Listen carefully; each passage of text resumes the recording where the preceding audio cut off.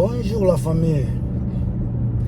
Les travaux qui payent mieux, ça passait par université.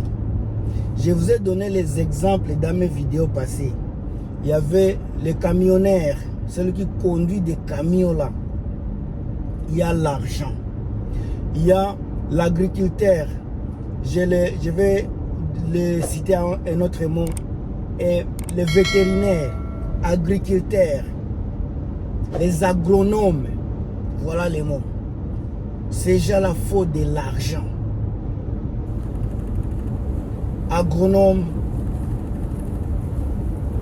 camionneurs et les constructeurs de maisons. Celui qui construit une maison, il se tape de l'argent.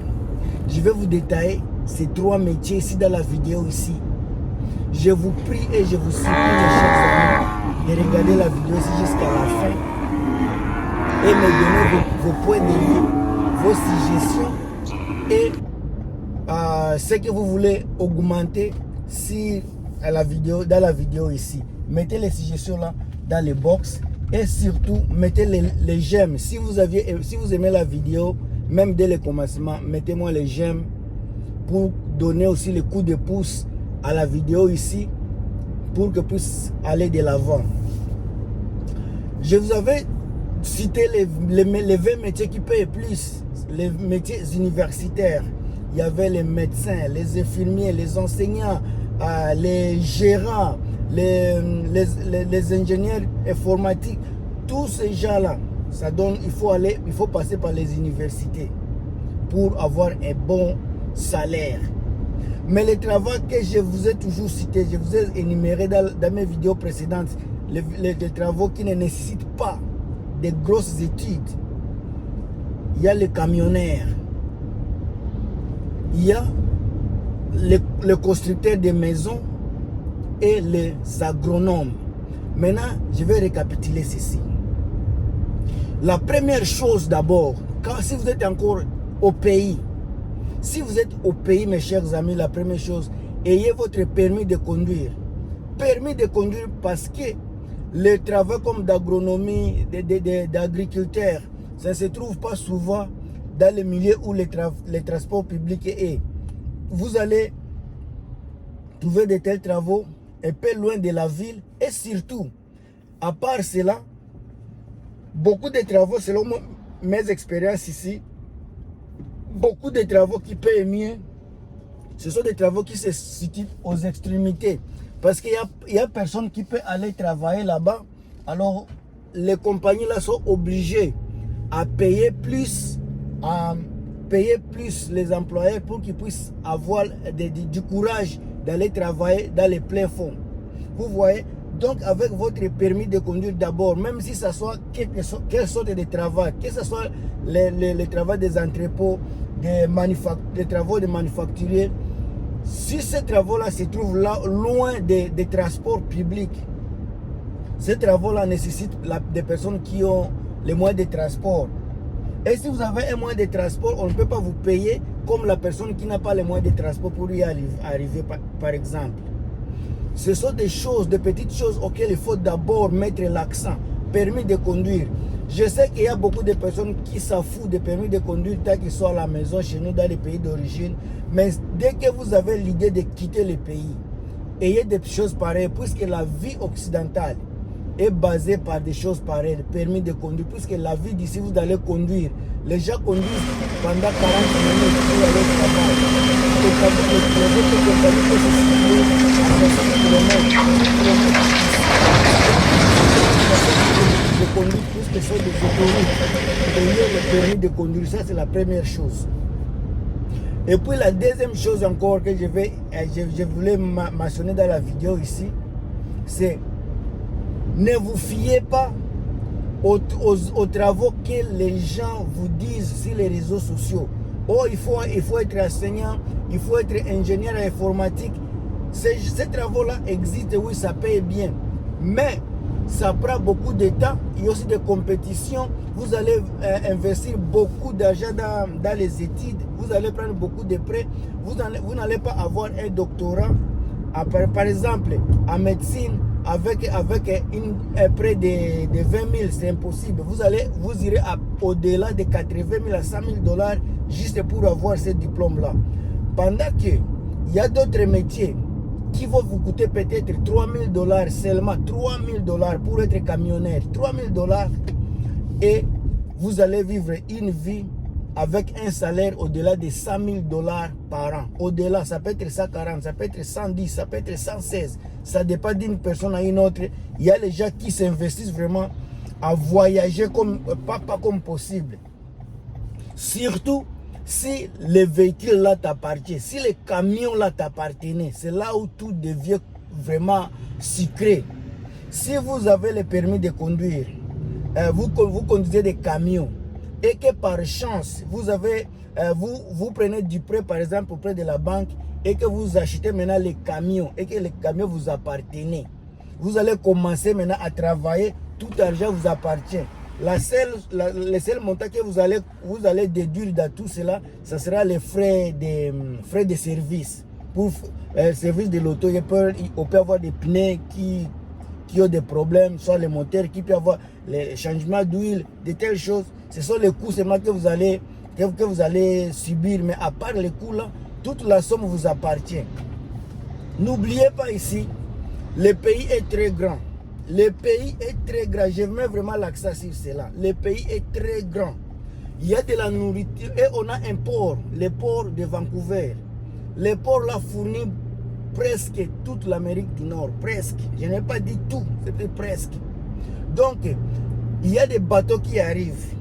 Imagine-toi si tu es camionneur, tu as ton propre camion, peut-être un camion, tu n'as pas besoin d'avoir un très gros camion si tu es le propriétaire.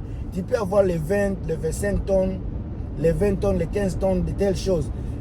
Quand tu fais des delivery, de porte à porte, ça rapporte beaucoup d'argent. Beaucoup d'argent, mes chers amis, beaucoup d'argent. Il y a vraiment de l'argent dans les services de camionneurs. Il y a les gens qui m'ont posé des questions, comment appliquer, comment faire ceci, comment faire cela.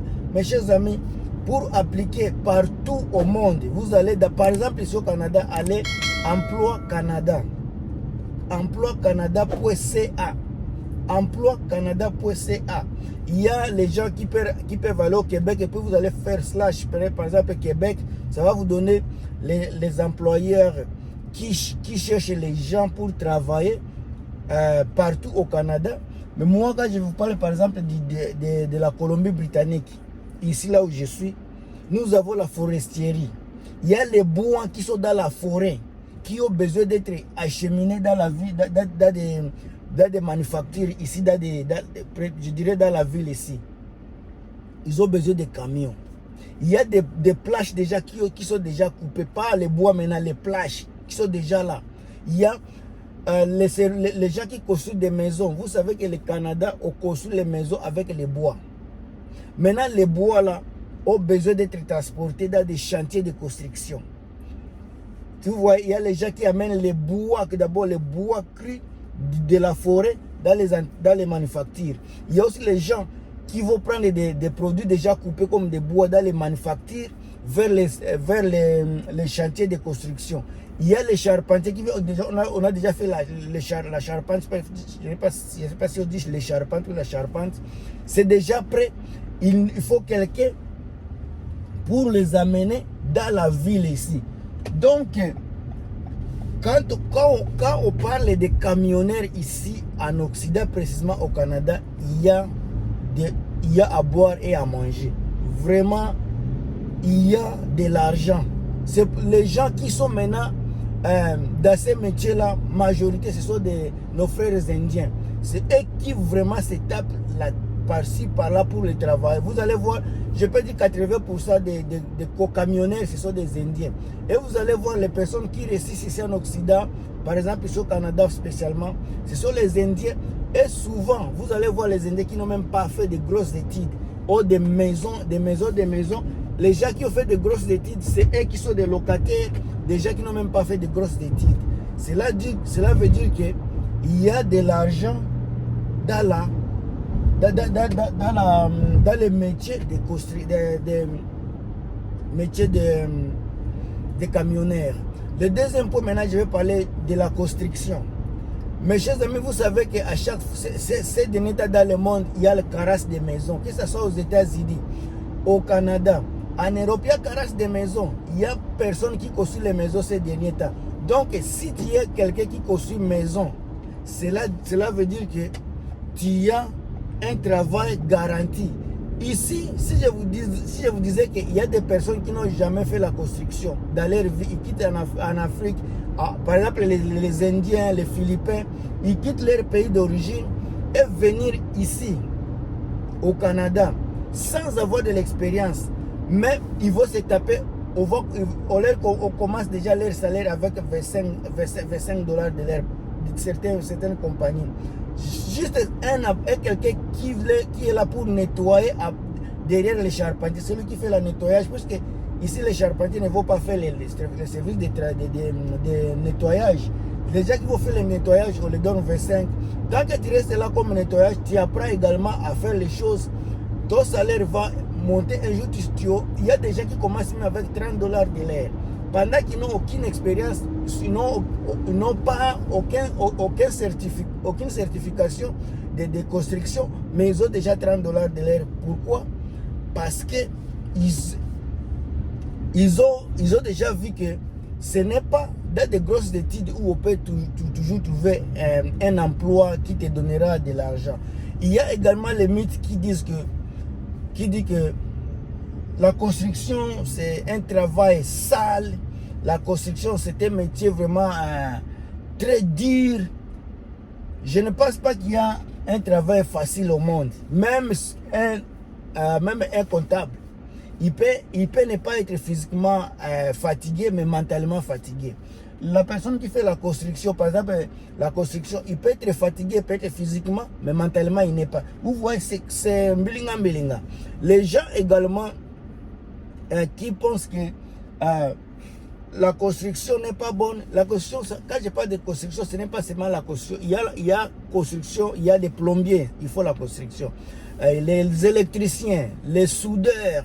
Parce qu'ici, quand on dit les Ironman, les gens qui font comment on dit ça en français? Les iron, les fers, les ferriers, les gens qui font des fers. Ces gens-là, tout ça, ce sont dans la corporation de construction. Mais maintenant, dans la vidéo, quand je parle de construction, je parle des gens qui construisent des maisons directement, les gens qui font les maçons, les gens qui font de la charpenterie, les menuisiers. Tous ces corps-là de construction de maisons, c'est un métier vraiment, je ne sais même pas comment expliquer. Imaginez-vous, le Canada attire chaque année, à partir de 2024-2025, ça va, les immigrants seront au nombre de 500 000 par an. 500 000 par an, mais la construction annuelle des maisons au Canada, c'est à 200 000. Donc, il n'y a pas de maisons pour loger les gens. Imagine-toi, si tu es dans la construction, donc tu n'auras presque pas, il n'y aura pas une saison sèche pour toi. Tu seras toujours au travail. Et puis quand on a besoin de main-d'œuvre comme ça, votre salaire devient élevé, puisqu'il n'y a personne qui peut faire la construction. Mais vous qui êtes là pour travailler, votre salaire va à l'avant. Je connais des gens qui ont fait de grosses études, des études vraiment, des études. Mais ils ont quitté leurs études, les gens qui ont fait des universités. Puisque dans leurs universités, c'est comme si ça n'a pas payé comme il fallait. Ça ne paye pas comme il fallait. Ces gens-là se sont recyclés encore. Il y a les gens qui ont dépassé plus de 50 000 dans les universités, mais ils se retrouvent avec 25-30 dollars seulement par heure. Mais ces gens-là se recyclent comme ils voient qu'ils ont dépassé beaucoup d'argent et puis ils ne gagnent presque rien. Ils se recyclent dans des constructions. Il y a d'autres qui font de l'électricité, d'autres des plombiers, d'autres des charpentiers. Ils vont dépasser encore peut-être 3 000, 4 000 dollars pour avoir les foules, être expert dans cela. Mais ça, ce n'est pas une classe ou école qui va du lundi au vendredi pendant 9 mois. C'est seulement 2 mois par an. Pour eux, c'est 2 mois. Tu fais 2 mois cette année-ci. L'année prochaine, tu vas faire 2 mois. Après 2 mois, tu retournes au travail continues, mais tu es toujours payé malgré que tu vas à l'école. Après ça, tu vas te retrouver peut-être avec 35, soit 38, ça peut être 40, ça dépend d'une compagnie à autre et le corps de la construction que tu es en train de faire. Imagine-toi, tu dépasses 4 000 $ pour avoir une certification finale, être expert, par exemple, à plombier. Tu deviens ce qu'on appelle Red Seal. Donc, tu es le top, tu as déjà fini, tu es expert à ça, on te donne 45 $ de l'heure. Pendant que tu as dépassé 60 000 $ à l'école et on te donne 30. Les balances, et là, tu vas faire quoi? C'est un choix. Il y a les gens qui veulent vivre, qui veulent rester dans le bureau avec des cravates à recevoir peut-être 25 $ de l'heure. Il y a celui qui veut être sale et être rémunéré à 45 $ de l'heure. C'est un choix que chacun va faire. Ici, on est venu se chercher, on est venu débrouiller de l'argent. Ça dépend de la force. Si vous avez de la force pour travailler, il y a les gens qui ne sont pas physiquement forts, il y a les gens qui... on n'est pas appelés tous à faire les mêmes métiers. Si vous n'êtes pas capable de faire de la construction, vous allez faire autre chose. Ce sont seulement des idées que je suis en train de vous donner. La troisième chose, j'ai parlé des fermiers, d'agronomes. Les métiers là, qui est également noble, entre parenthèses, pendant l'été, il y a des fois où le Canada cherche les travailleurs temporaires pendant l'été. Les gens qui vont venir cueillir des fruits, des légumes. Puisque les Canadiens n'aiment pas faire de tels travaux, c'est un travail que les Canadiens ne veulent pas faire. Alors il y a main-d'œuvre qui est vraiment à la recherche pendant la saison, à partir du mois d'avril jusqu'en septembre. La saison là, c'est là où vraiment un agronome, un éleveur, un agriculteur pourra vraiment appliquer et venir. Ces moments-là, c'est les moments, les pics qu'on appelle les pics où les végétaux, les légumes commencent à pourrir vraiment comme ça, puisqu'il n'y a personne pour les cueillir. Le métier là est également noble, ça paie aussi beaucoup de l'argent, mais je ne peux pas comparer les paiements des agronomes à ceux des constructeurs, soit aux camionneurs.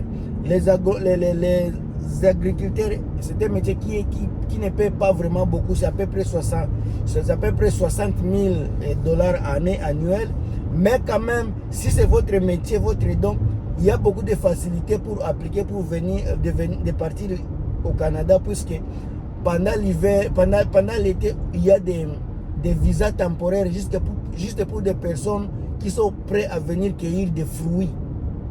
Vous voyez. La vidéo, si je l'ai fait juste pour mettre l'accent sur les choses là.